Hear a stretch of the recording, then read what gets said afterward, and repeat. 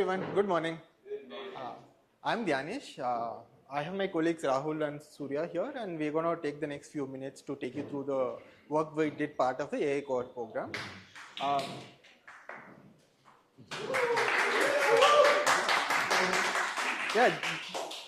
Just want to mention that Pujita and Deepansh were two of my colleagues who actually worked on this project, but they were not they're not able to be here because of some personal commitments. So they have trusted us to do this presentation. So starting with a quick overview of what we do at Avanti, our vision is to get families out of intergeneration poverty. So the way we do that is helping students from low economic background, typically from the government school systems in India, to get high paying jobs in the STEM career typically. And in India, the way to do this is to make the students clear these competitive exams after grade 12, which is typically JEE, NEET, CA, CLAT, etc. And once they clear these, they get good paying jobs and their families out of poverty. So for this, we kind of do three main interventions. So one is our Center of Excellences.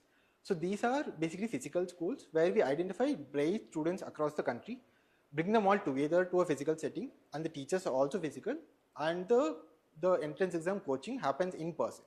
And this is typically 20 hours per week, which happens post school hours. So which means it's a very high intensity program, typical to a commercial player, how they run a test prep program.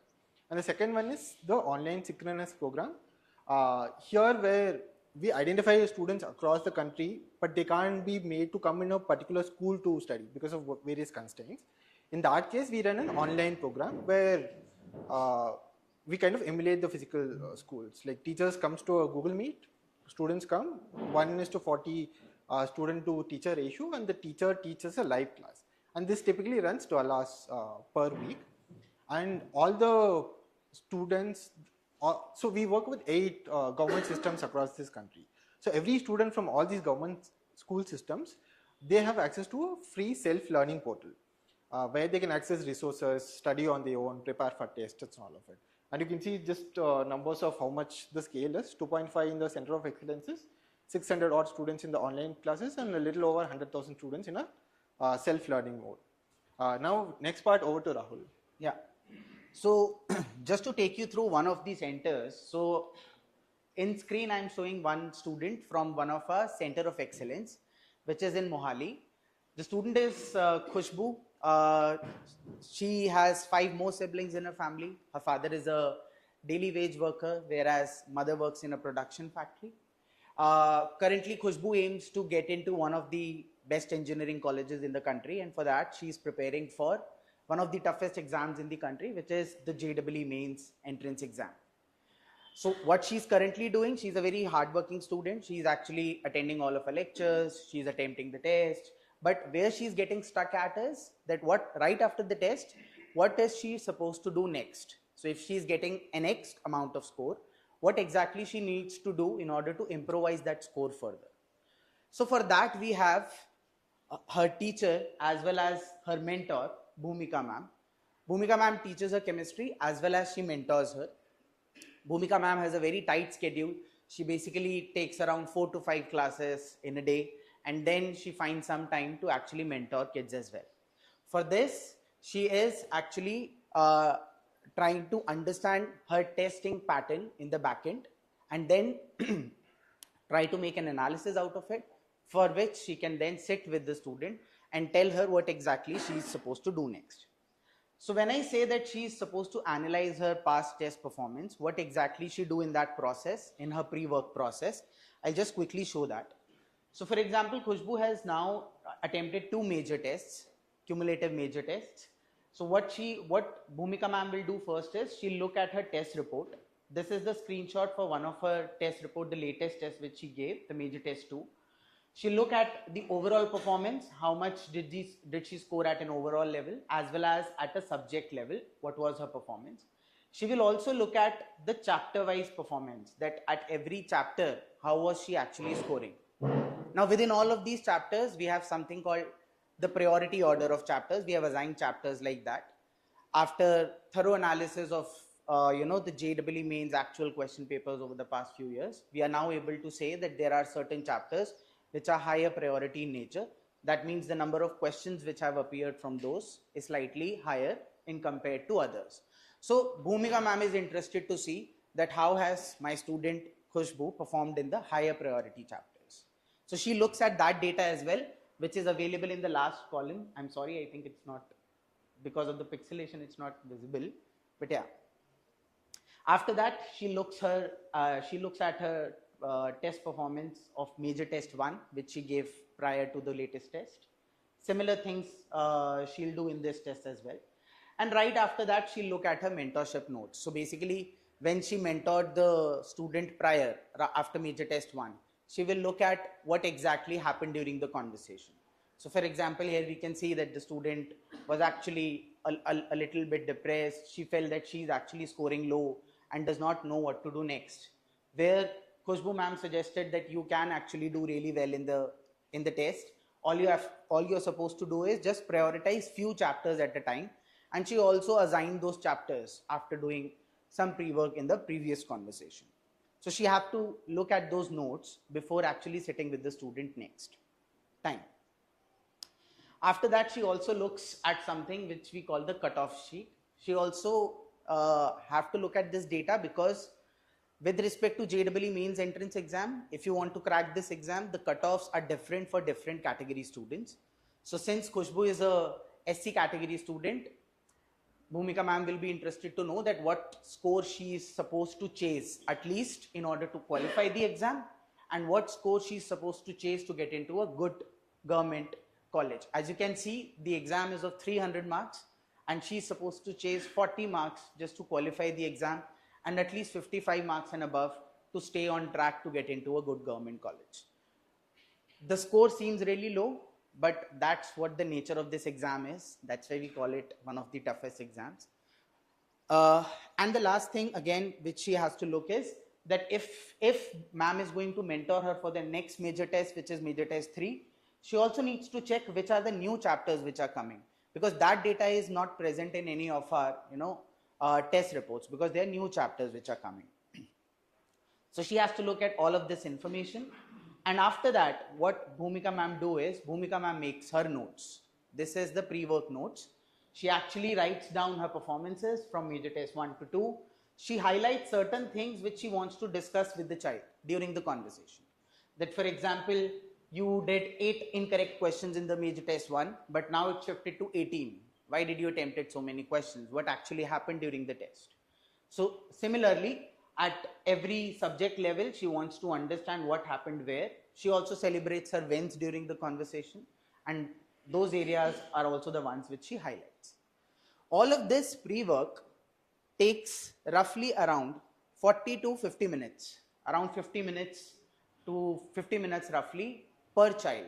And Bhumika ma'am is supposed to mentor roughly 10 to 15 more kids in a matter of 1 week or 1.5 weeks or so. So this is really a big chunk of pre-work time which she is supposed to invest in, and that's why it becomes really difficult for a teacher to do all of this. Bhumika ma'am is a very enthu teacher, that's why she is able to do, but unfortunately not every teacher is able to chip in that much amount of time, and that's why mentorship sessions does not happen everywhere in all the centers. So yeah.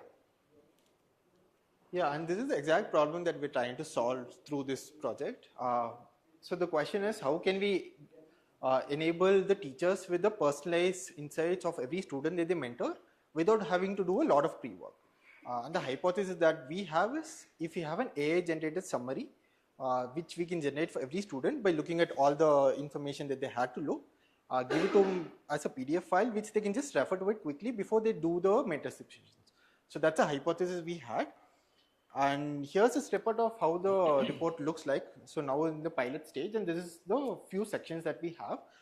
The way we've structured the entire AI summaries, there's a 1-minute prep guide which they can just quickly refer to, which gives us key details about like their cutoffs and how much they scored, and certain highlights of how the performance has increased or decreased, what problems they need to address. Like for example, if this is the AI notes that Bhumika ma'am can use for Khushbu while mentoring. So the first point you can see, this Khushbu has doubled the scores from 36 to 70 from test on test. And she is crossing both the cutoffs which is needed to either qualify and also get a good colleges. And there are things like, for example, if you look here, you can also see that the attempt rate has increased, but the accuracy slightly dropped. So even if she's attending more, her accuracy is kind of coming down a little bit. So this is one of the section, and then we go to the other sections. So Rahul was mentioning about the high priority chapters. So what we observe the students to typically do is attempt the question that they're slightly confident in. But a lot of times what happens is they attempt questions, but they don't get it accurately. And there are negative marks here. So because of which they lose a lot of marks if they don't know what they are attempting for, just attempting for the sake of it. So we wanted to increase accuracy there. So this kind of gives a list of chapters along with the details of the performance trends from the chapter to chapter. So they can see that, let's say D and F block elements, the scores has dipped from +7 to -1, and the accuracy also fell a lot. And these are the insights that the teacher is getting directly. And there are some guidance that they get from the mentorship notes also from the previous thing. So if you look at the first one, you can see that this electrostatic was one of the chapters that Khushbu said she will work on after the first test, and she was able to improve that by 4 marks from test 1 test. And it kind of shows that she can turn around if she focuses. These are the inputs that the teachers also getting. And we also have a section where we also tell them what are the chapters they can pick the next for the next chapter test. So depending on the high priority, we try to align them towards high priority chapters because they can score more, because there are more questions coming in from there. So we also recommend what chapters they can attempt next. Here you can see chemical kinetics, the student has skipped in both the tests, but it's a high priority chapter, so we want the students to prepare for this chapter as well. So the way we went about is like quick prototyping. This is the whole flowchart of how we did the prototyping. We used a lot of models, we did a lot of copy pasting, put it in a doc so that we can quickly start the prototyping phase. Just a flowchart of how we did, not going into the details of this yet. And then once we have certain reports generated for this prototype, we had some experts coming in and the teachers who actually mentor kids to review this on 6 parameters. So we had accuracy, clarity, length, whether it was missing context, relevance, and also hallucinations. And these, and then we kind of bucketed all of these themes which are recurring, and then we kind of prioritize what is that we want to work before we start the piloting phase. We use this frequency severity scoring while to do that. And these are some key findings that we got from the prototyping phase itself when the reviewers were reviewing this. Just highlighting a few things. One is in the prototyping phase itself, in the prompts that we had, we asked the AI model to not use negative tone because we don't want them to get further demotivated because the score itself is very low. But then it was still using certain keywords like backfired, unbalanced, and all of it. And this is the report that the teacher gets. So we don't want them to use the same words and be over reliant on whatever is coming in the thing. So we wanted to have a list of words to avoid. Just show that the tone is empathetic but also firm. And then we also saw that in terms of the strategy, we were suggesting them to skip the medium and low priority. That we understood it's an error because a student can actually be good at these chapters. So recommending them to not to focus on this chapter might not be good. So we had to have a conditional logic saying that if they're actually good and they're attempting these tests, don't skip them. Let them keep continuing taking. So some sort of logic we had to keep in the prompt. And also it was hallucinating. It came up with random timelines of when the next test is, what are the chapters in the next test and all of it. So we kind of had to feed all of this data and then had more data grounding rules to make sure that it doesn't go out of the scope. And this is how the prompt evolved from prototyping to pilot. We had multiple versions of prompt tried.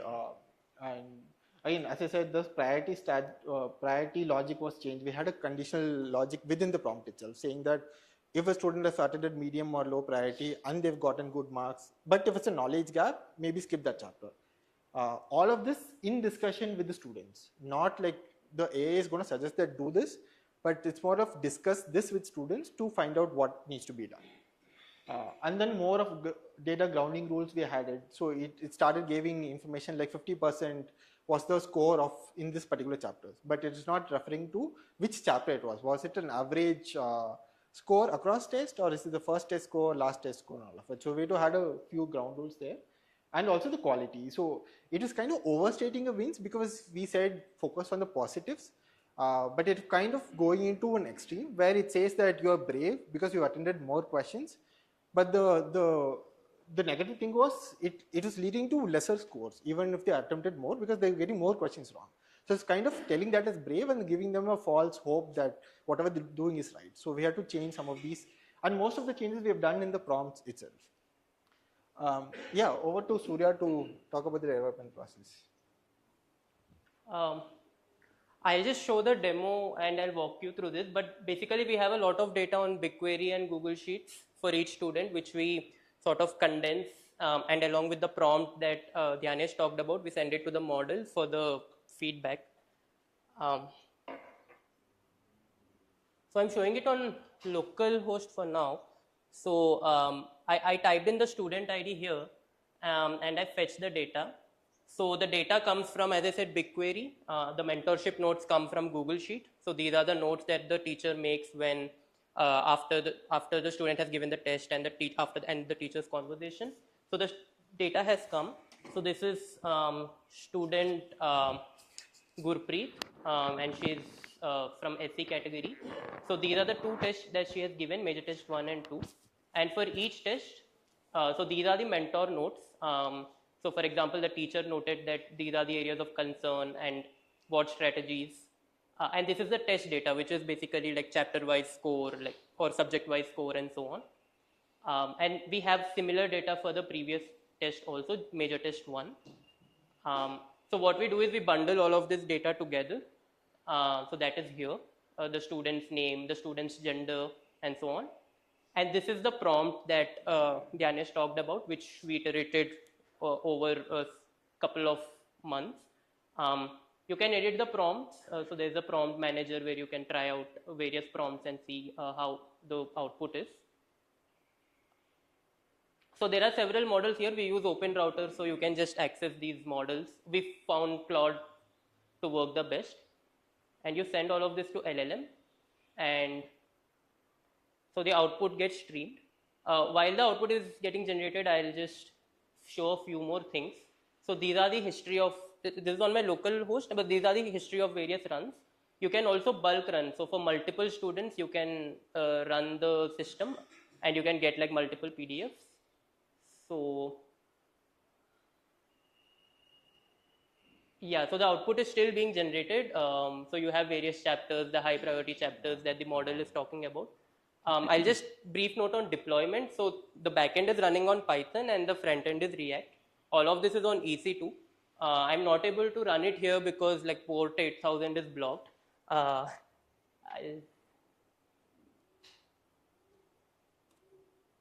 Yeah, I mean, because of port 8000 being blocked on this network, I'm not able to show, so I'm sticking to localhost.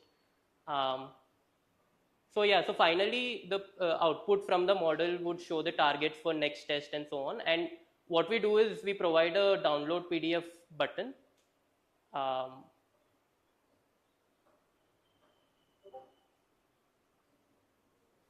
Which we then send it to the teachers, and they can take a printout and they read through this. So it takes probably 10 minutes for them to go through this, and then they have a 15-minute conversation with the student. Yeah, so this is our tool right now. There are obviously improvements, like we are fetching the same data, similar data for the student multiple times.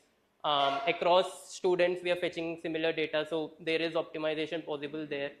And the prompt is sort of long right now. Maybe we can reduce the size of the prompt and save on costs.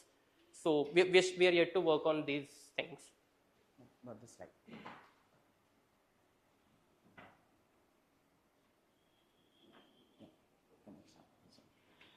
So currently the pilot on this piece is currently ongoing, and the objectives for the pilot is that once we should have adoption, that at least 50% of the mentorship sessions start using the AI summary instead of the detailed pre-work they are doing.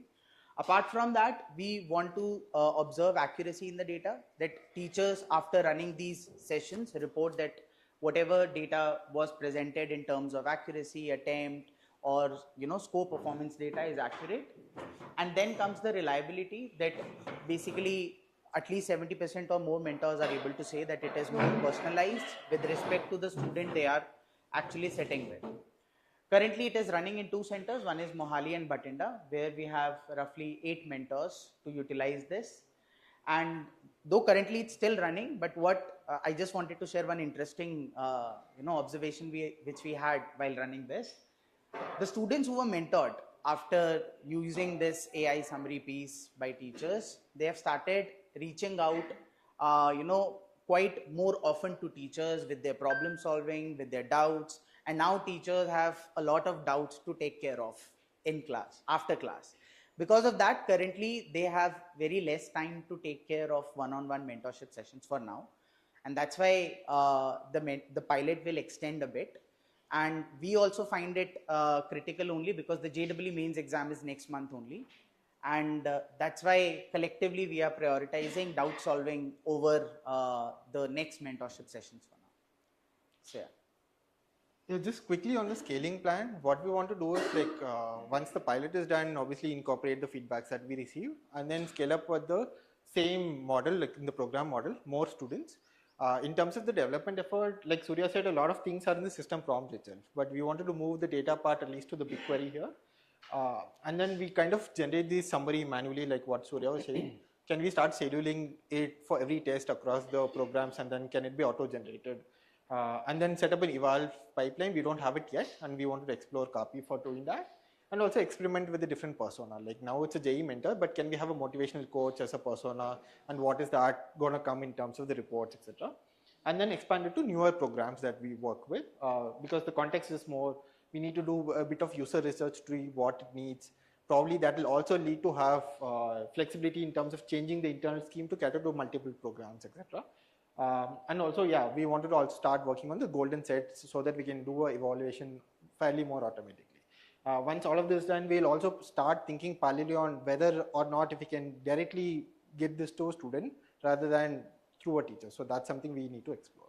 So yeah, that's mostly from us. Thank you.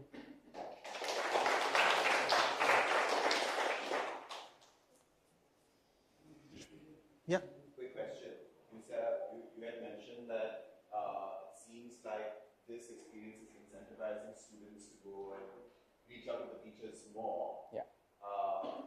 How is it that they're not seeking for that, whatever wisdom via the bot itself? Like what is prompting them to move there when they're already getting mentorship from a certain space?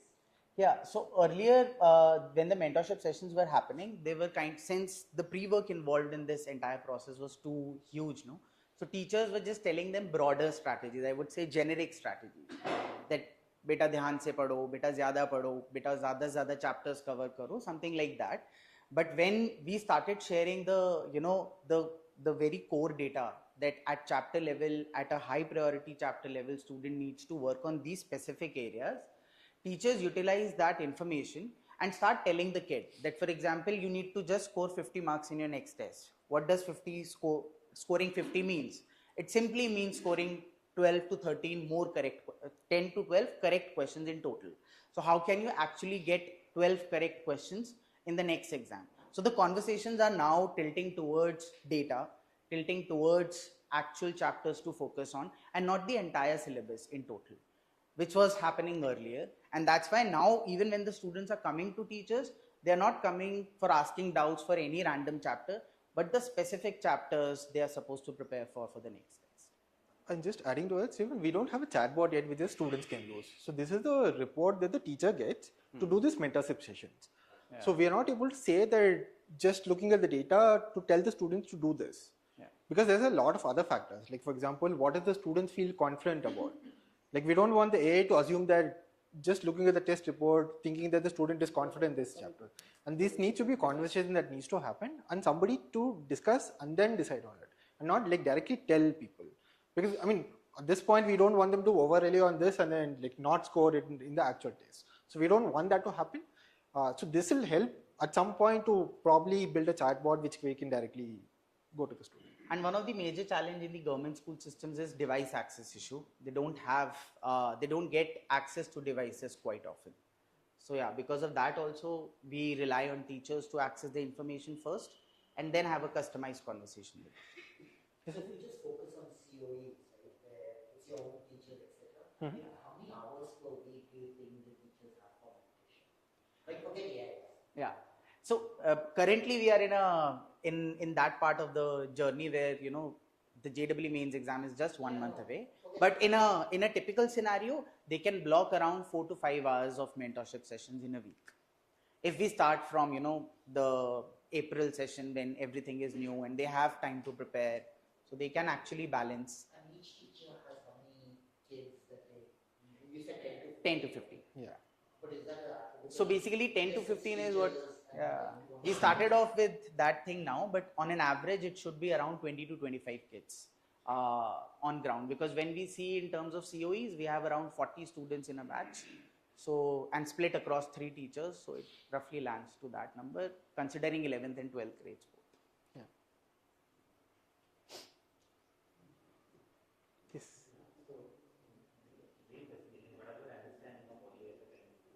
Are all the inputs that go to LLM are digital notes or is there any handwritten notes? No handwritten notes as no. It's all digital. Yes. Currently, it's all digital. Yeah.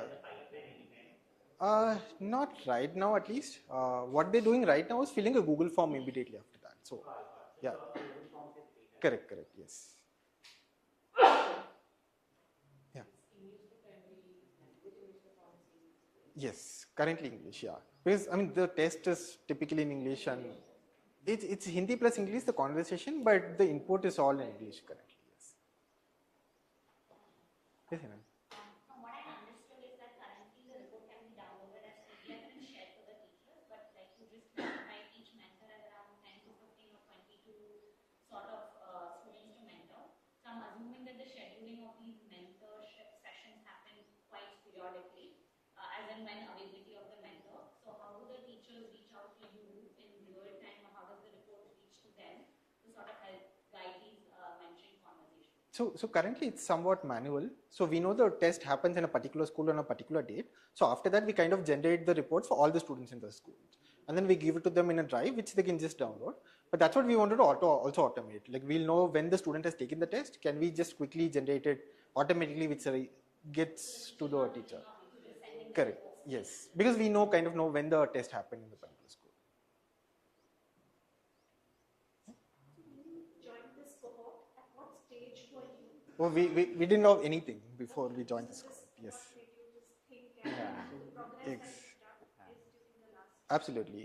The initial few months we were still discussing what the use case is and all of it. Should we go directly to students? Should we do something internally and all of it? But then we kind of narrowed it down to giving something to teachers who can then help. So that took a little bit of time, and then after that we were able to develop all of this. Okay, thank you.